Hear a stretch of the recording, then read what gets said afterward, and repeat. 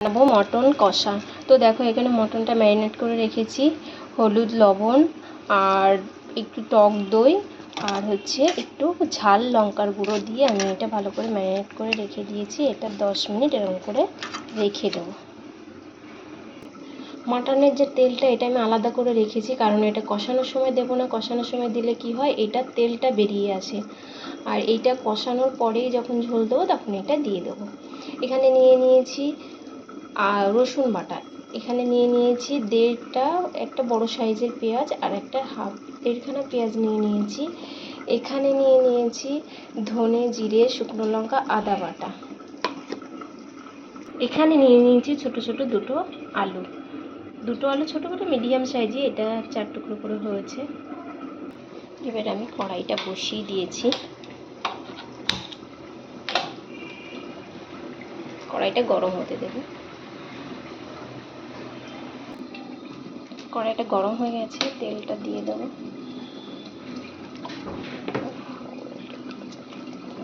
এটাতে আমি পরে একটু কাঁচা তেল দিয়ে আবার ম্যারিনেট করে রেখেছি। দেখো 10 মিনিট হয়েই গেল।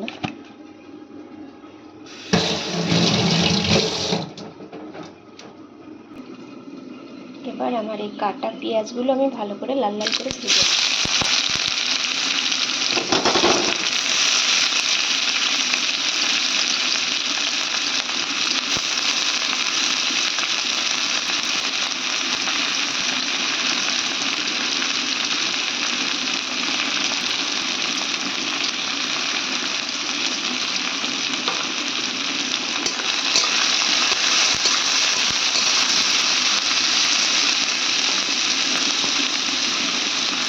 পেঁয়াজটা দেখেছি লাল লাল হয়ে গেছে।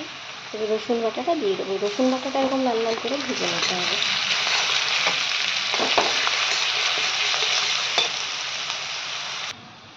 এবার এই চিকেনটা, ম্যারিনেট করা চিকেনটা আমি প্রেসারে ঢেলে দেবো।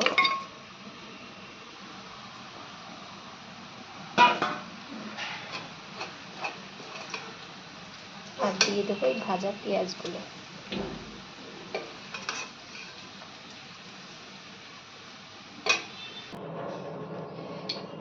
এবার দিয়ে দেবো হালকা জল।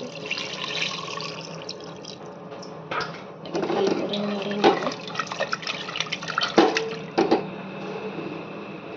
4টে ছিটি দিয়ে নেব।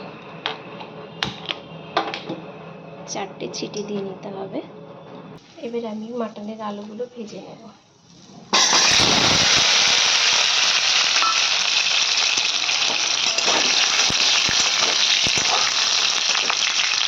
আলু ভাজাটা হয়ে গেছে।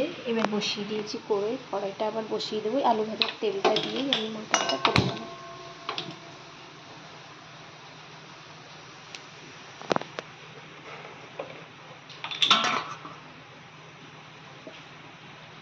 পরিমাণ মতো দিয়ে দেবো তেল।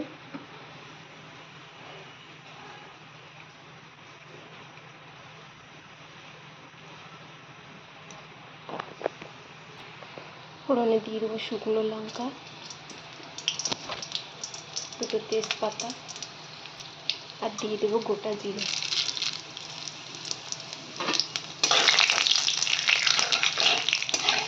এখানে আমি পেঁয়াজটা আর ইউজ করছি না, কারণ পেঁয়াজটা ওটাতে আমি অনেকটা বেশিই দিয়ে দিয়েছি, পুরোটাই দিয়ে দিয়েছি। এটাতে আর আমি পেঁয়াজ দেবো না। এবার দিয়ে দেবো জিরে ধনে বাটাটা।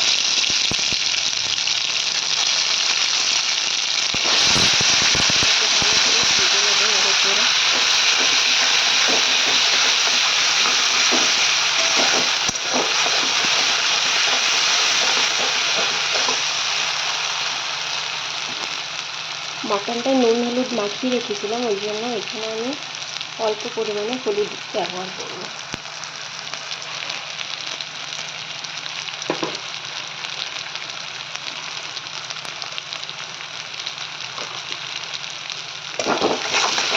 মশলাটা দেখো ভাজাটা হয়ে গেছে।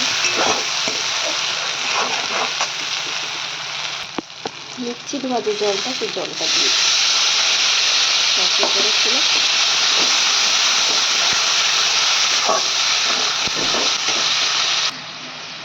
একটু দিয়ে দেবো কাশ্মীরি লঙ্কার গুঁড়ো।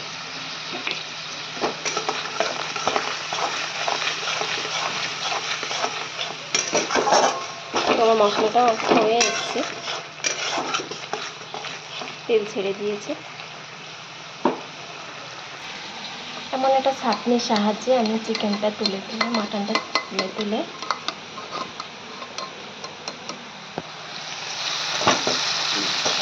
আমি এরকম করে দিয়ে দেবো।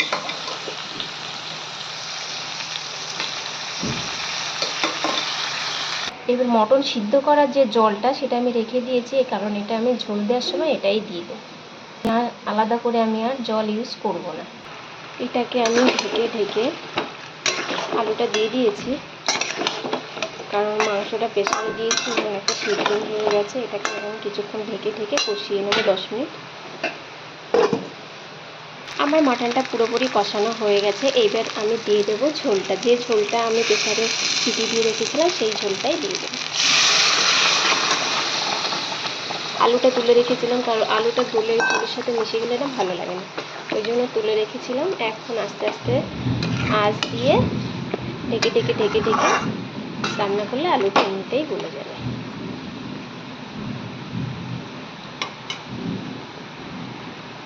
এবার আমি যে তেলটা রেখেছিলাম ওই তেলটাই এর উপর দিয়ে দেবো। এখানে আমি নিয়েছি গরম মশলা আর ঘি। এটা নামানোর আগে এটা দুটো একসাথে মিশিয়ে এটা আমি দিয়ে দেবো। দেখো আমার মাটন কষাটা রেডি। তো এবার আমি দিয়ে দেবো, গরম মশলাটা তুলে রেখেছিলাম, এবার গরম মশলাটা দিয়ে দেবো। তো আমার মাটন রেডি। রেসিপিটা কেমন লাগলো কমেন্ট করো, ভালো লাগলে অবশ্যই শেয়ার, লাইক, কমেন্ট সবই করো, আর পাশে থেকো। Tata, by.